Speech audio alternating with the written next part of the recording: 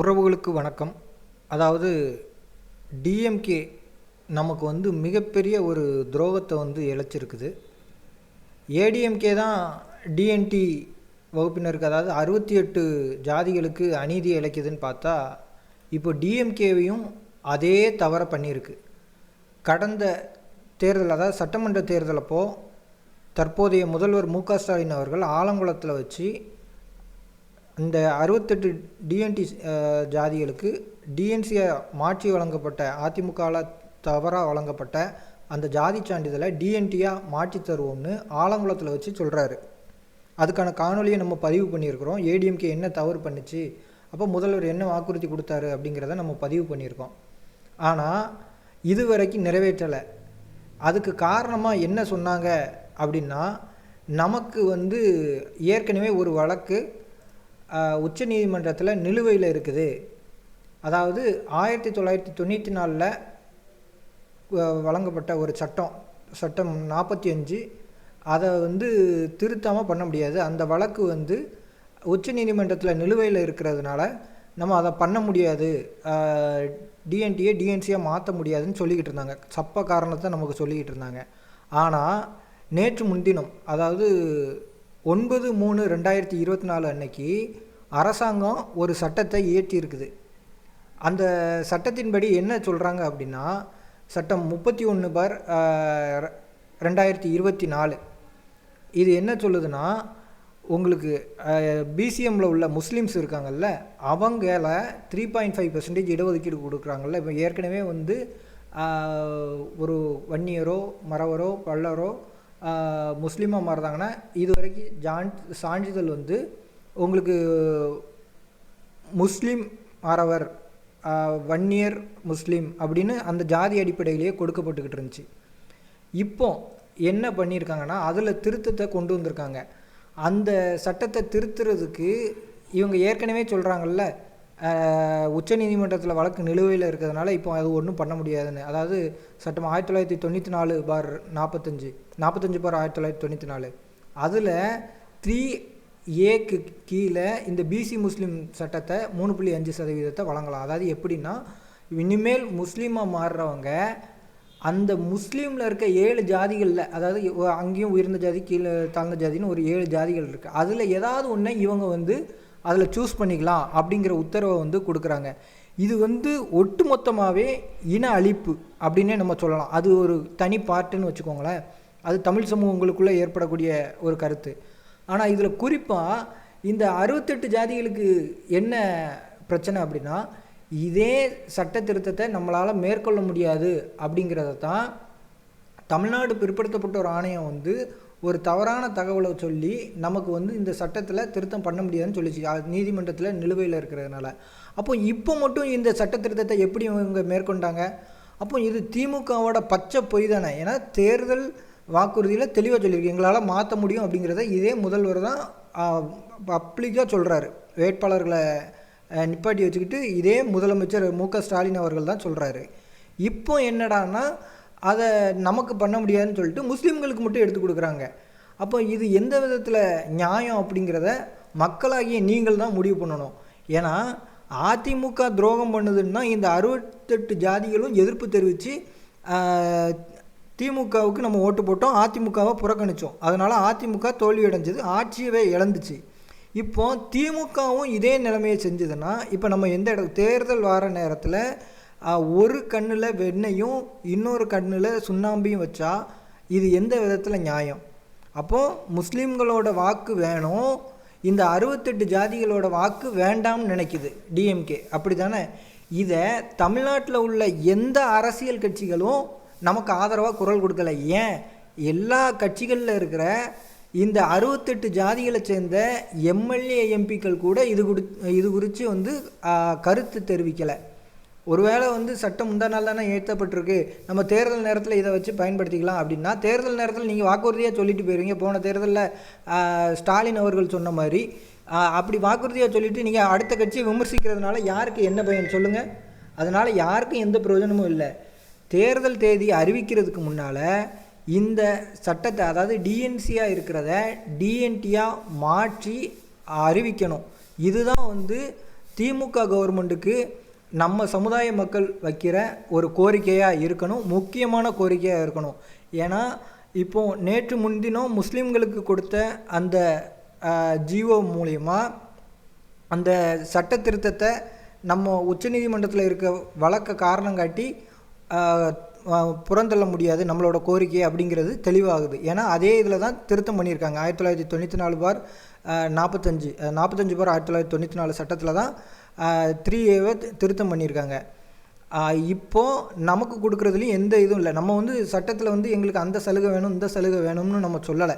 நம்ம கேட்குறது ஒன்றே ஒன்று தான். அதில் நமக்கு வந்து டிஎன்சின்னு கொடுத்துட்டாங்க. அதாவது தமிழ்நாடு கவர்மெண்ட், அதாவது தமிழ்நாடு லெவலில் நமக்கு டிஎன்சின்னும் இந்தியா லெவலில் டிஎன்டின்னும் கொடுப்போம். அப்படிங்கிறதுனால நமக்கான சலுகைகள் வந்து கிடைக்கப்பெறாமல் இருக்குது.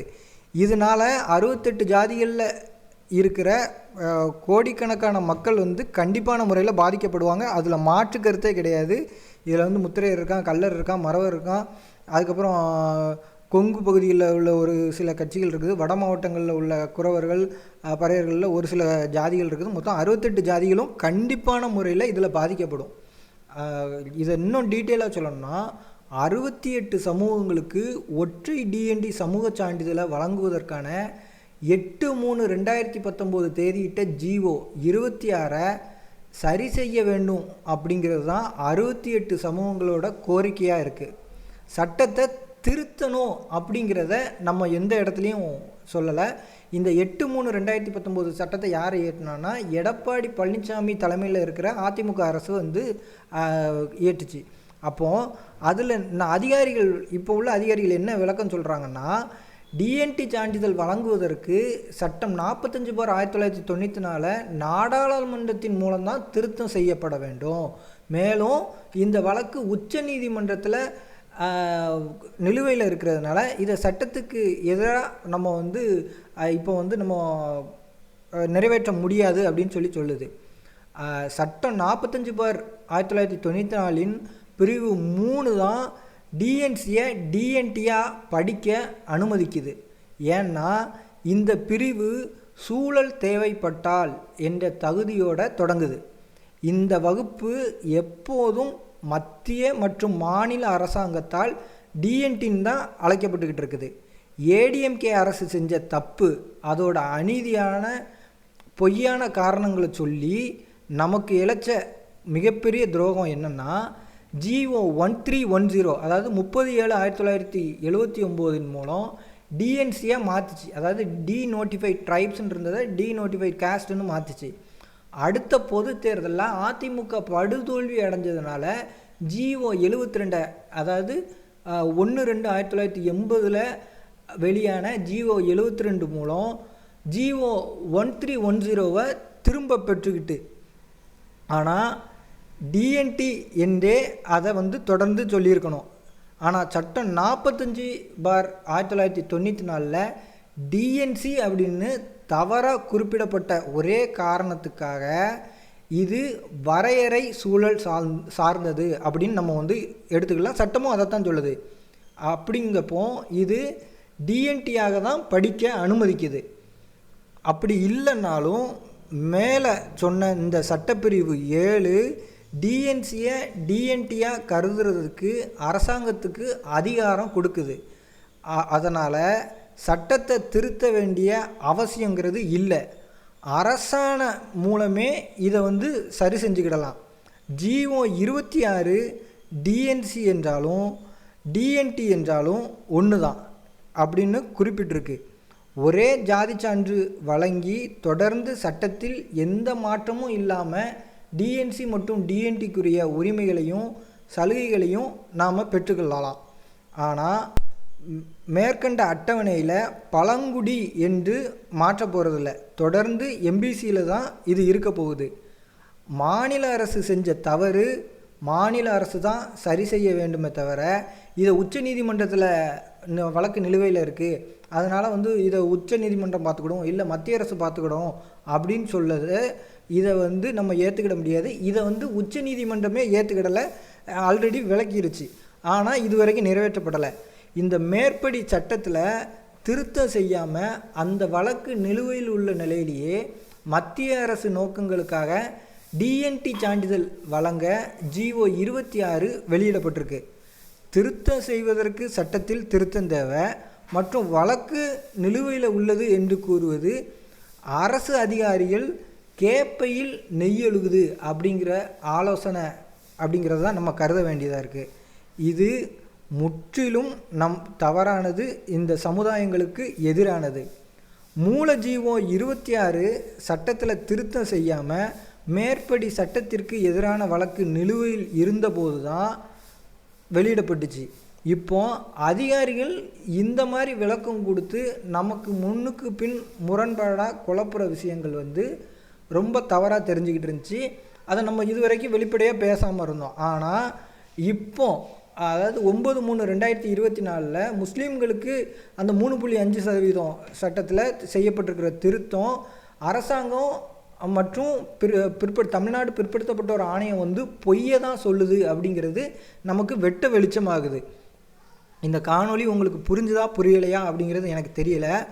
ஆனால் இது இந்த 68 ஜாதிகளுக்கும் இழைக்கப்பட்ட முற்றிலுமான ஒரு துரோகம். ஏன்னா இது டீப்பாக ஃபாலோ பண்ணிக்கிட்டு வரவங்களுக்கு இது என்ன பிரச்சனை அப்படிங்கிறது தெரிஞ்சிருக்கும். தெரியாதவங்க இந்த காணொலியை திரும்ப திரும்ப பாருங்கள். இல்லைன்னா நான் இதை பற்றி விளக்கம் தெரிஞ்சவங்ககிட்ட தெளிவாக கேட்டுக்கோங்க. மொத்தத்தில் இந்த அதிமுக அரசு நமக்கு என்ன துரோகம் பண்ணிச்சோ அதை விட பெரிய துரோகத்தை இந்த திமுக அரசு நமக்கு பண்ணியிருக்கு. என்னென்னா உண்மையிலேயே இந்த மேலே சொன்ன இந்த சட்டத்தில் சதவீதத்தை மாற்றுறதுக்கு கூட சட்டம் திருத்தப்படலை. அப்போது சிறப்பு சட்டங்கள் மூலம்தான் பிசிக்கு 30%ன்னு 2007 பிசிக்கு 30%ன்னும் 2007 முஸ்லீம் பிசிக்கு 3.5ன்னு வழங்க மாற்றப்பட்டுச்சு. எஸ்சிக்கு 18%ன்னு 2009 மாற்றி அருந்ததியர்களுக்கு 3% முன்னுரிமை இடஒதுக்கீடாக வழங்கப்பட்டுச்சு. அதே மாதிரி எம்பிசி 20% இடஒதுக்கீட்டில் 10.5ன்னும் 7%ன்னும் 2.5ன்னும் எம்பிசி மக்களுக்கு வழங்கப்பட்டுச்சு. இந்த அனைத்துமே 69% இடஒதுக்கீட்டிற்கு எதிரான வழக்கு நிலுவையில் இருந்தபோது தான் செய்யப்பட்டிருக்கு. சமூக சான்றிதழ் வழங்குவதற்கான வழக்கு நிலுவையில் உள்ளது அப்படின்னு சொல்லி காரணம் காட்டுறது எந்த வகையிலையும் ஏற்றுக்கிட முடியாது.